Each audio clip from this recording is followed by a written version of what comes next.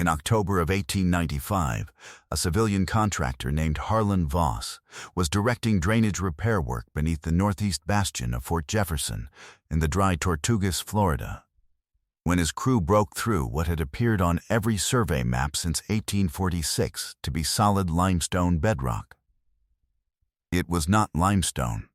It was a sealed passage, cut from the same stone, but deliberately worked and lined, its entrance blocked with fitted masonry that had been placed from the inside.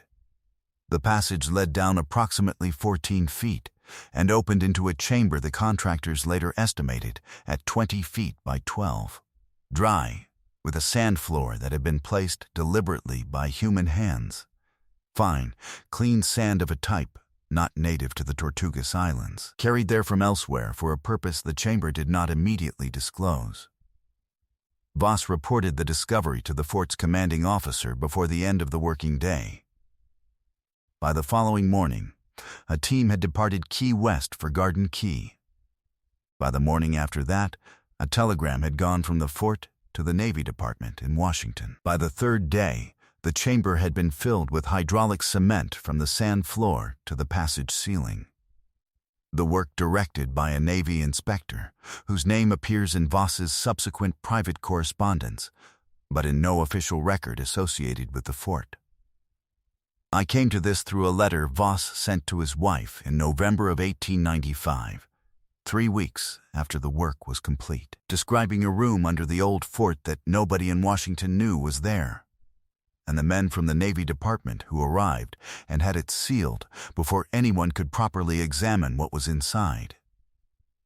I found the letter in the Monroe County May Hill Russell Library in Key West, in a collection of personal correspondence donated by a Voss family descendant in 1989. The collection contains 41 letters, most of them routine, work assignments, financial requests, descriptions of the weather on the Keys. 3 of them concern October 1895. The collection was never accessioned under any entry related to Fort Jefferson. It appears under the donor's name and the subject heading Keys, Florida, miscellaneous, which is why it has not been found before, or at least not connected to anything. I know this because I spent 3 days working through every published and unpublished account of Fort Jefferson's construction and maintenance history before I found the library's handwritten card catalog in a drawer behind the circulation desk, listing the Voss collection under that heading. 3 days and a handwritten drawer. That is the complete barrier between you and what Voss saw. Voss's third letter, the longest of the 3, describes the chamber's contents in some detail. Ceramic jugs sealed with wax and pitch. What he describes as rolled parchment visible through the mouth of one that had cracked, brass fittings that appeared to be from navigation instruments, and a quantity of silver and gold coinage of a type he did not recognize. He writes that the Navy inspectors spent the better part of a day examining these objects before they were removed. He does not know where they went. He was not present when they were taken. By the time we reach the end of this, you will understand what that chamber was, what the objects in it signified, and why a document sitting in a Spanish archive in Seville, written 277 years before Voss's crew broke through the passage, names and describes the very cache his crew discovered. I want to be honest with you about what I can establish. I cannot tell you with certainty what became of the chamber's contents. Voss did not know, and I have not been able to find a federal record that accounts for them. What I can show you is a convergence of 4 documents across 3 archives and 3 languages, each one produced independently, each one pointing toward the same chamber and the same decision and the same silence on the other side of it. Fort Jefferson is one of the most understated structures in North America. The fort occupies most of Garden Key in the dry Tortugas, 68 miles west of Key West, and was built from approximately 16 million bricks beginning in 1846, making it among the largest masonry structures in the Western Hemisphere. The walls rise 50 feet above the water. The moat surrounding the structure is 10 feet deep and 30 yards wide. The whole enterprise was planned as an impregnable defensive fortification commanding the approaches to the Gulf of Mexico, capable of mounting over 400 guns in its finished state. It was never finished. Construction slowed during the Civil War. The skilled workforce was reassigned or dispersed, and the work never resumed at anything approaching the original pace. By the time the fort was garrisoned as a military prison in the late 1860s, its most famous prisoner being Dr. Samuel Mudd, convicted in the Lincoln assassination conspiracy, the walls were already showing the moisture damage from the saltwater environment that would worsen continuously through the 19th century. By 1895, it had been essentially inactive as a military installation for more than a decade, maintained by a skeleton crew under a post commander whose primary task was managing the lighthouse and filing quarterly reports on the continuing structural deterioration. The 1895 drainage survey was an attempt to address the standing water pooling beneath the bastions. Water that was accelerating the brick decay and had become expensive enough to warrant the cost of bringing in outside expertise. Voss was contracted specifically because the work required foundation drainage knowledge that the post's regular maintenance crew did not have. Consider what the Tortugas were before 1846. Ponce de Leon named the archipelago in 1513 for its sea turtles, and it had been a waypoint for Spanish colonial shipping ever since, a landmark, a cash point, a shelter for vessels navigating the Gulf Passage between Havana and Veracruz. The reefs surrounding the Tortugas were among the most dangerous in the Caribbean, and by the early 17th century they had claimed enough Spanish galleons that the colonial administration in Havana maintained a detailed body of navigational knowledge about the safe channels through the archipelago. The Adams-Onis Treaty of 1819 transferred the Tortugas to the United States as part of the broader Florida Cession, characterizing the Keys as uninhabited waypoints of navigational significance.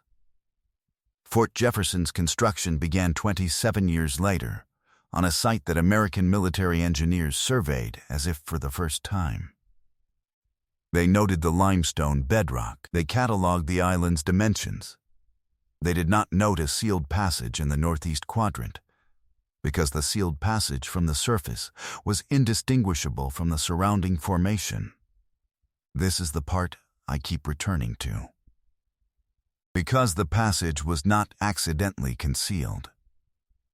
The masonry blocking it had been placed from the inside, meaning the people who sealed it were inside the chamber when they did the sealing, and left through another route or through the same passage in a sequence the blocking arrangement made possible. Placing a stone seal from the interior of a passage requires planning. It requires materials staged in advance. It requires the intention not simply to store something, but to conceal the storage from anyone who did not already know of its existence, while preserving what was stored in usable condition. The sand floor speaks to the same intention. Sand placed not as padding, but as a moisture barrier, a deliberate environmental management decision of the kind that someone with long experience in preserving paper documents in a maritime climate would make. Ceramic jugs sealed with wax and pitch are the standard preservation vessel for parchment documents in the Spanish colonial period. The condition Voss described, sealed intact, the contents of one visible through a crack in the vessel, suggests that the containment had done its job across the entire period.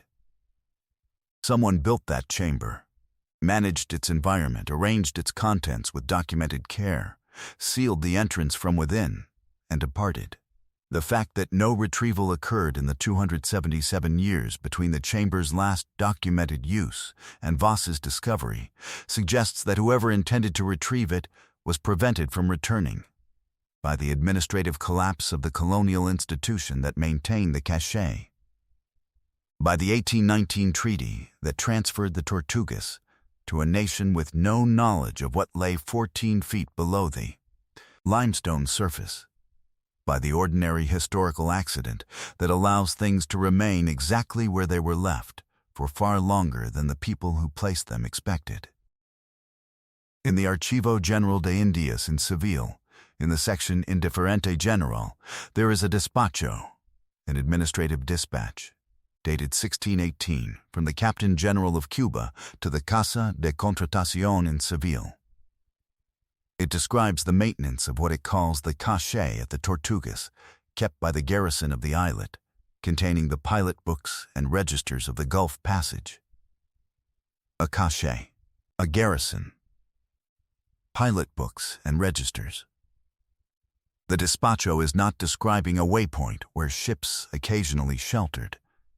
It is describing a maintained installation with a permanent or semi-permanent small garrison, kept specifically for the preservation of navigation documents. The pilot books that recorded the safe channels through the Tortugas reefs and the registers that recorded the cargo and passage of every vessel using those routes. In 1618, those documents were among the most strategically valuable objects in the Caribbean. A pilot book for the Tortugas Channel could be the difference between a galleon reaching Seville with its hold intact and another wreck on the reefs. The cachet was a navigational archive. The chamber was its vault, and what Voss describes in his letter, the ceramic jugs sealed with wax and pitch, the rolled parchment visible in the cracked one, the brass navigation fittings, matches, with a precision that is not coincidental, exactly what a maintained colonial-era navigational cachet would have contained. The despacho has been in the Archivo General de Indias since the 17th century. It is catalogued. It has a finding aid entry in the Indifferente General series. No American researcher working on the history of Fort Jefferson or the Dry Tortugas has connected it to the events of October 1895, not because the connection requires specialized knowledge, but because connecting it requires having read both documents. And the two documents have been in different archives on different continents, neither one indexed under any shared term for more than a century. Voss's letters are in a Key West drawer under the heading Keys, Florida, Miscellaneous. The despacho is in Seville under the administrative correspondence of the Captain General of Cuba in 1618. Nobody working on one would know to look for the other unless they already knew both existed. And there is no reason to know both exist unless you are looking specifically for the moment when a sealed chamber became a political problem. The post commander's log for Fort Jefferson in October 1895 is held in the National Archives in Washington, Record Group 77, Entry 167. The entries for that month are routine until the 14th, which records the beginning of the drainage survey. Then 3 consecutive days carry no entries, the 15th, 16th, and 17th. Then the 18th records, Special Inspection, Depth of Navy. Departed this date. Routine maintenance work completed. Bastion Northeast, drainage remediation concluded. Routine maintenance. 3 days of silence in a log that had not previously shown a gap of more than 1 day in the preceding 6 months. The Navy inspector, whose name Voss gives in his letters, does not appear in Navy Department personnel records for 1895. The log says only special inspection and records a departure without identifying who inspected or what was found. Someone was on Garden Key for 3 days, made a decision that required cement and silence, and left a record containing no more information than the decision required. The outgoing telegram is in Record Group 80, Navy Department Miscellaneous Station Correspondence, 1894 to 1897. It reads, Significant discovery in Foundation Survey Northeast Bastion Stop. Request immediate guidance stop nature of discovery. Requires Washington decision stop. It is dated October 15, 1895. There is no reply in the file. The incoming telegram, if there was one, is not present. The file contains the outgoing wire, and then nothing. A gap, and then a November supply requisition. The decision that sent a Navy inspector to Garden Key within 48 hours of that telegram was made in the space that gap represents, in a form that left no retrievable record in the archive. In October of 1895, the United States government was 3 years from the Spanish-American War. The Navy Department, under Secretary Hillary Herbert, was overseeing the naval expansion the forthcoming conflict would require, and a significant portion of the strategic planning that expansion served was oriented toward exactly the region where Fort Jefferson sat, the Gulf of Mexico. The Cuban approaches. The question of which power would control Caribbean trade. In that context, what Voss's crew found was not simply an archaeological problem. It was a political one.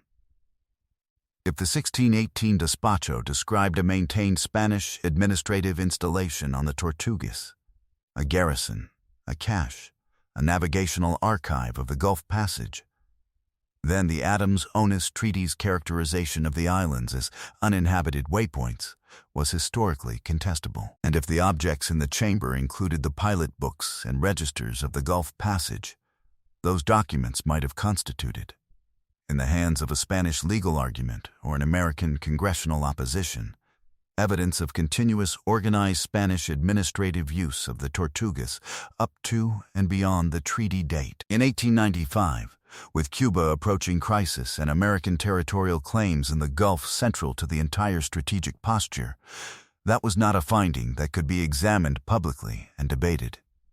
It required a decision. The decision required 3 days and a supply of hydraulic cement. This was not unique to the Tortugas. The Gulf and Atlantic coastline is a succession of American fortifications built on top of earlier European colonial structures, and the pattern of the earlier structure being discovered, noted privately, and closed without public record, repeats at enough sites to suggest a consistent institutional habit, rather than a series of independent decisions. At Fort Pickens in Pensacola, construction repair work in 1887 uncovered a foundation pattern beneath the American fortification inconsistent with Fort Pickens's own construction history, noted in the Army Corps engineers' private field notes, and absent from the published survey. At Castle Pinckney in Charleston Harbor, a 1901 renovation uncovered a bricked-over passage that the post commander described in correspondence as evidently predating the present structure.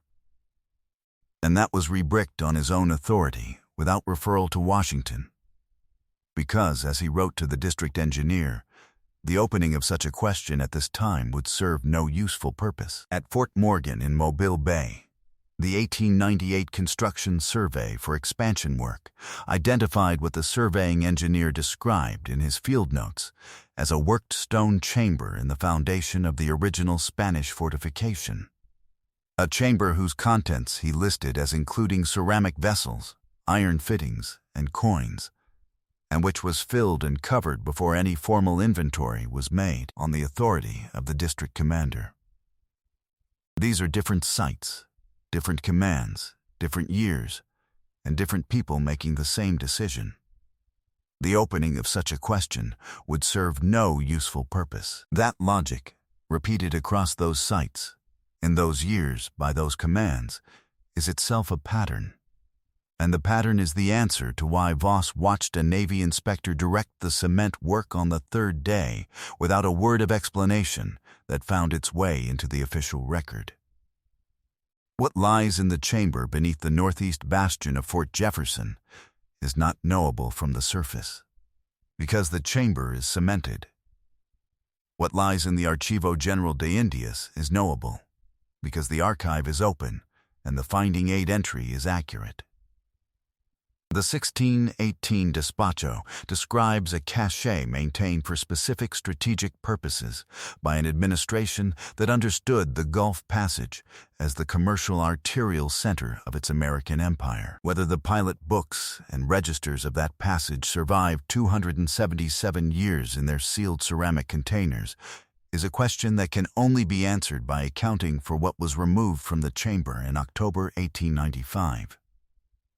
That accounting, if it exists, is in a federal archive that has not connected its contents to Fort Jefferson in any finding aid accessible to the public. The sand on the chamber floor was not native to the Tortugas. Someone carried it there from elsewhere, from a beach on another key, or from the mainland, or from the ballast of a vessel, spread it carefully across the floor, placed objects on it that needed to survive an indeterminate period of time without contact with the damp stone, sealed the entrance from the inside with fitted masonry, and departed. They did not return for 277 years, through hurricanes and wars and 2 changes of imperial sovereignty. The chamber held what they had left, in a dry room beneath an American military fortification whose builders walked its perimeter without knowing it was 14 feet below them, until an October afternoon when Harlan Voss's crew broke through the surface and found the sand still clean and the ceramic jugs still sealed and the brass fittings still wrapped in their oilskin, and the Navy Department made its decision by the 3rd day. If this stays with you, share it with someone who still believes the official history of this coastline begins with the American survey. Because the chamber existed, the despacho names it. What was inside it on the morning of the 3rd day, before the cement was poured, has not been accounted for in any public record. And what was removed from it is somewhere in a federal archive that has simply not been asked the right question yet.